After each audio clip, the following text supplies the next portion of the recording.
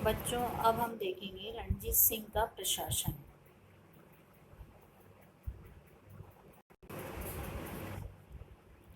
रणजीत सिंह द्वारा किस तरह से प्रशासन स्थापित किया गया, तो इसमें हमने देखा रणजीत सिंह के आदर्श क्या क्या थे। वो एक स्वेच्छाचारी राजा थे, परंतु वो जनता के हित में शासन करना चाहते थे। उनका प्रमुख उद्देश्य सारे पंजाब पर अपना अधिकार स्थापित करना, किंतु अंग्रेजों के विरोध के कारण वो सफल नहीं हो सके।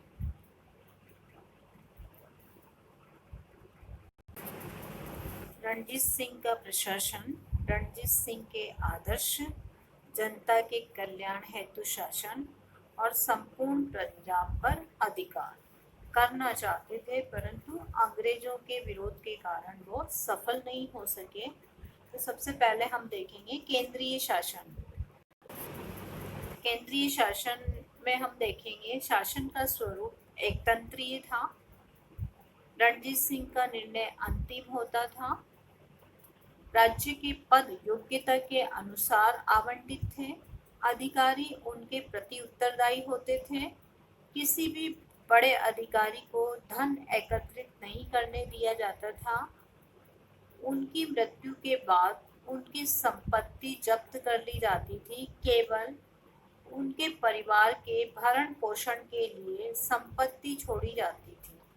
यद्यपि वो गुरु तथा सिखों के लिए राज्य कर रहा था, किंतु उसके राज्य में सभी धर्मावलंबियों को पूर्ण स्वतंत्रता थी। इसका अनुमान इस तथ्य से लगाया जा सकता है कि अजीबुद्दीन विदेश विभाग का मंत्री था। अब हम देखेंगे कौन कौन से विभाग उनके द्वारा स्थापित किए गए थे। मंत्रियों के अतिरिक्त 12 प्रशासनिक विभाग थे, जो साम्राज्य के विभिन्न कार्यों की व्यवस्था करते थे। उनका प्रधानमंत्री राजा ध्यान सिंह डोगरा था। केंद्र में जो 12 विभाग थे, उनमें प्रमुख इस प्रकार है। दफ्तर अबवाब उल माल, यह विभाग राजस्व और अन्य करों से संबंधित था। दूसरा विभाग हम देखेंगे दफ्तर ए तोजुआत, राजघराने के खर्च और नरेशों के जनानी खाने के खर्च से संबंधित होता था ये। तीसरा विभाग है दफ्तर मवाजन, ये सैनिक वेतन से संबंधित विभाग होता था। सैनिकों को वेतन देने का कार्य इसी का होता था। चौथा विभाग था दफ्तर ए रोजनामचा, नरेश के खर्च से संबंधित विभाग होता था ये।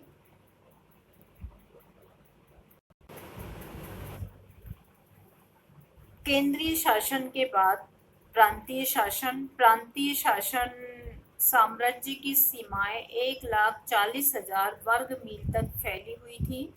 अतः प्रशासनिक सुविधा के लिए समस्त राज्य को 4 प्रांतों में बांटा गया।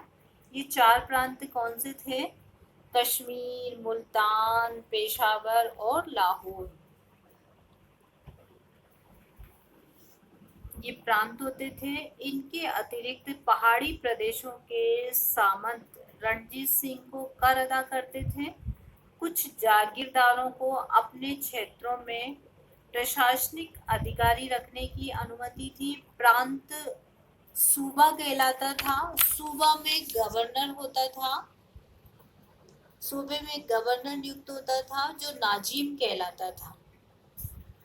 इस पद पर विश्वसनीय व्यक्तियों की नियुक्ति की जाती थी। प्रत्येक सूबा कई परगनों में विभक्त होता था और परगने तालुकों में विभक्त होते थे।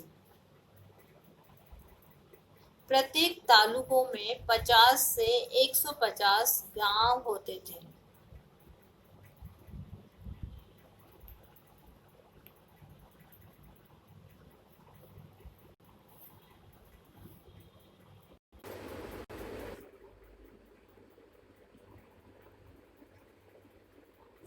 नाजिम के अधीन कारदार होते थे। कारदार के प्रमुख कार्य होते थे भूमि कर वसूल करना, सरकारी आय का हिसाब रखना, कानून लागू करना और स्थानीय मामलों में न्याय करना। स्थानीय शासन का कार्य पंचायतें करती थी। ग्राम एक स्वावलंबी इकाई होती थी। वहाँ की भूमि भाईचारे के सिद्धांत पर आपस में बांटी जाती थी। पंचायतों के सामने झूठ बोलने का कोई साहस नहीं कर सकता था।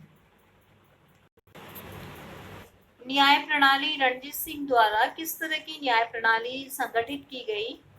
हम देखते हैं कि रणजीत सिंह के राज्य में लिखित संविधान या कानून नहीं था। रीति रिवाज परंपराओं के आधार पर न्याय किया जाता था। इस कारण समस्त राज्य में एक समान न्याय व्यवस्था का अभाव था। मुसलमानों का न्याय काजी द्वारा इस्लामिक सिद्धांतों के अनुसार किया जाता था। अपराधियों पर भारी जुर्माना लिया जाता था। यदि कोई अपराधी अधिक धन देने से में राजी हो जाता था तो उसकी सजा कम कर दी जाती थी। प्रांतों में नाजिम और परगनों में कारदार न्याय का कार्य करते थे। ग्रामों में स्थानीय पंचायत को न्याय करने का अधिकार था। सर्वोच्च न्यायालय आला लाहौर में था। इसका प्रमुख न्यायाधीश रणजीत सिंह जी थे। स्वयं अपीलों को सुनते थे। उनका निर्णय अंतिम होता था। मृत्युदंड का अधिकार केवल उसी को ही था। दीवानी और फौजदारी मामलों में कोई अंतर नहीं होता था। भू राजस्व व्यवस्था किसानों से उनकी पैदावार का 2/5 से 1/3 भाग कर के रूप में भू राजस्व के रूप में लिया जाता था। उर्वरता के आधार पर भू राजस्व निर्धारित था। भूमि के अतिरिक्त एक कृषक को 5 से 15% स्थानीय करों के रूप में देना पड़ता था। राजस्व वर्ष में 2 बार वसूल किया जाता था। राज्य की कुल आय 3 करोड़ रुपए वार्षिक थी, जिसमें 2/3 भू राजस्व से प्राप्त होती थी। भू राजस्व निर्धारित की पद्धतियां समय समय पर परिवर्तित होती रहती थी। 1823 ईस्वी में बटाई पद्धति के अनुसार काम होता था। इसमें फसल कटने पर पूंता कर लिया जाता था। इसके लिए बड़ी संख्या में अधिकारी नियुक्त किए जाते थे और फसल की निगरानी रखनी पड़ती थी। इसके स्थान पर 1824 में कनकूद पद्धति अपनाई गई। इसमें खड़ी फसल के आधार पर राज्य की मांग तय की जाती थी। इस पद्धति में राज्य की आमदनी निश्चित करना कठिन था। अतएव 1834 में रणजीत सिंह ने भूमि को 6 साल तक के लिए सर्वाधिक बोली वाले ठेके पर देना आरंभ कर दिया। भू राजस्व की अदायगी अन्य और नगद दोनों रूप में ली जाती थी। तो हमने देखा बच्चों 3 तरह की जो है भूमि कर निर्धारण की पद्धतियां प्रचलित थी। एक फर्स्ट थी बटाई, दूसरी थी कनकूद और तीसरी थी ठेका पर दी जाने वाली। अब हम देखेंगे आय के क्या क्या साधन थे। सीमा शुल्क, नशीली वस्तुओं की आबकारी राज्य की आय के स्रोत थे। राज्य के प्रमुख भागों में सीमा चौकियां सीमा शुल्क को वसूल करती थी। राज्य में नमक कर वसूल किया जाता था। अधिकारियों और अपराधियों पर किए गए जुर्माने की आय भी राज्य के साधन थे।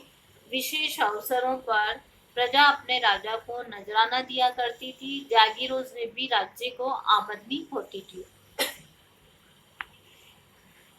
कर वसूल करने वाला अधिकारी मुकदम कहलाता था। सैन्य प्रशासन रणजीत सिंह से के पहले सिखों की कोई नियमित सेना नहीं होती थी। उसमें किसानों का शोषण, जो सेना होती थी वो सेना, सिख सेना अस्त व्यस्त थी। बंदा बहादुर के समय सिख सेना अस्त व्यस्त हो गई थी। रणजीत सिंह ने सेना की ओर विशेष ध्यान दिया। ने सेना को दो भागों में विभक्त किया, फौज ए खास और फौज ए बेकवायत। फौज ये जो खास है ये नियमित सेना होती थी। इसके तीन भाग थे, पैदल, घुड़सवार और पैदल। दूसरी जो सेना थी फौज ए बेकवायत, ये अनियमित सेना थी। फौज एक खास, ये एक प्रकार की सेना थी जो खास सेना थी। इसका गठन 1822 में पाश्चात्य ढंग से किया गया था। और फौज ए आम, इसमें पैदल सेना महत्वपूर्ण होती थी। इसके सैनिकों को अच्छा वेतन मिलता था। इसके अलावा तोपखाना होता था। रणजीत सिंह ने तोपखाने का निर्माण किया। तोपखाना एक जिंसी नामक भारी तोपें होती थी तथा बैलों द्वारा खींची जाती थी। फिर है फौज एक किलाजात। रणजीत सिंह ने पहले से निर्मित किलों का निर्माण किया। छोटे छोटे किलों को गोदामों में बदल दिया, किंतु सीमावर्ती किलों में लगभग 9,000 सैनिक रखे। फौज ए आम, इसमें मुख्य रूप से घुड़सवार थे। ये दो भागों में थी, घुड़चढ़ा खास और मिसलदार में विभाजित थी।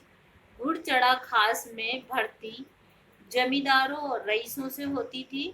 वे अपने शस्त्र रखते थे, इसके लिए उन्हें जागीर दी जाती थी। मिसलदारों में सब वर्गों के घुड़सवार थे। इनके घोड़े और शस्त्र निम्न कोटि के होते थे। बच्चों, अब हम पढ़ेंगे रणजीत सिंह का चरित्र और उपलब्धियां। हमने इससे पूर्व पढ़ा रणजीत सिंह के समय अंग्रेजों से सिखों के संबंध। फिर आपने पढ़ा रणजीत सिंह का प्रशासन। अब हम पढ़ रहे हैं रणजीत सिंह का चरित्र और उपलब्धियां। तो सबसे पहले हम देखेंगे उनका व्यक्तित्व किस तरह का था। उनका कद छोटा और चेहरे पर दाग थे। उन्हें बाईं आंख से नहीं दिखाई देता था, लेकिन शारीरिक दृष्टि से अनाकर्षक होते हुए भी वो प्रभावशाली सिद्ध हुए। हैदर अली के समान वो भी निरक्षर थे, किंतु अपनी योग्यता और प्रतिभा के बल पर एक सिख राज्य का गठन किया। रणजीत सिंह प्रशासनिक योग्यता के धनी थे। वो कुशल प्रशासक थे। उनमें धर्मनिरपेक्षता की भावना को अपनाकर पहली बार पंजाब में एकता की भावना जागृत की। उन्हें हम प्रबुद्ध स्वेच्छाचारी शासक कह सकते हैं। निरंकुश होते हुए भी उन्होंने योग्यता के साथ शासन किया। प्रशासनिक योग्यता के साथ साथ कूटनीतिज्ञता भी उनमें कूट कूट कर भरी थी। अंग्रेजों की सैनिक शक्ति को देखकर उन्होंने संधि कर ली और अपनी मृत्यु तक उनसे मित्रता बनाए रखी। इसके लिए उनकी आलोचना की गई, किंतु उनकी नीति यथार्थवादी थी। कुशल कूटनीतिज्ञ होने के कारण ही वो साम्राज्य निर्माता कहलाए। रणजीत सिंह के बाल्यकाल में पंजाब में 12 मिसल छोटे छोटे राज्य थे। इसके अतिरिक्त और भी अनेक राज्य थे।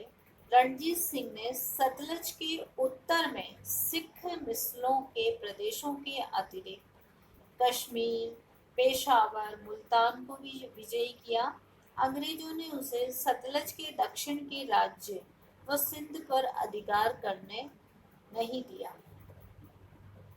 सैन्य संगठन और कुशल प्रशासन। कुशल सेनानायक, वो एक कुशल सेनानायक थे। उनके सैन्य संगठन की सबने प्रशंसा की है। हमने देखा किस तरह से उन्होंने फौज ए खास, फौज ए आम, नियमित सेना अलग थी, पैदल सेना अलग थी, बेकवायद सेना के विभिन्न भाग किए, तोपखाना उनका प्रमुख था।